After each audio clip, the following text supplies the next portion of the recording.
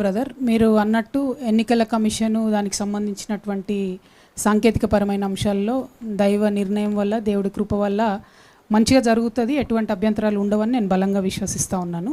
ఆ కాన్ఫిడెన్స్ వచ్చిన తర్వాతనే నేను కండువా వేసుకొని మరి మీ ముందుకు రావడం జరిగింది.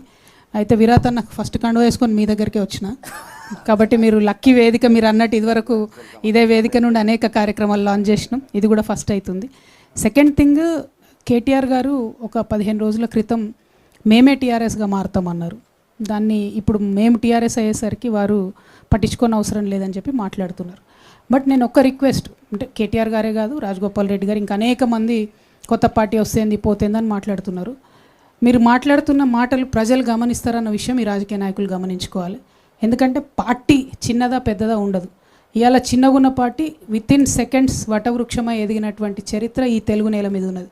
అది ఎన్టీఆర్ గారు పెట్టినప్పుడు కావచ్చు, కేసీఆర్ గారు పెట్టినప్పుడు కావచ్చు, రేపు మా పార్టీ కూడా ప్రజలు తీస్తే పెద్దగా ఎదుగుతుంది.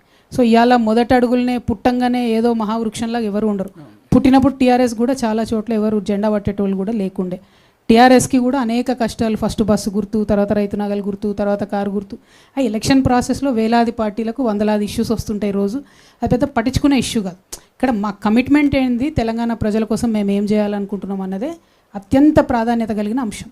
అన్నిటికన్నా ఎక్కువ నాకున్న ఓపికకి, నేను చూసొచ్చిన జీవితానికి, నేను అనుకున్న లక్ష్యానికి చేరడానికి ఎన్ని కష్టాలు ఎదురైనా నేను ముందుకే పోతా తప్ప వెనకకు పోను.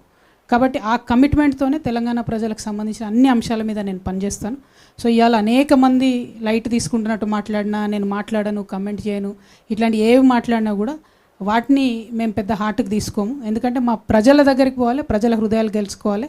అదే మా తెలంగాణ రక్షణ సేన యొక్క కమిట్మెంట్. మేము ఏదైతే సర్వోదయ తెలంగాణ కోసం ప్రయత్నం చేస్తున్నామో, దానికి పాంచజన్యం అనే టూల్ ఏదైతే ఎన్నుకున్నామో వాటిని ముందుకు తీసుకొని వెళ్తాం. ఇవాళ వాటి మీద ఫైట్ చేస్తాం, రేపటి నాడు అధికారంలోకి వస్తాం, వచ్చినాక వాటిని అమలు చేస్తాం. అంతకుమించి పెద్దగా చెప్పడానికి ఏం లేదు.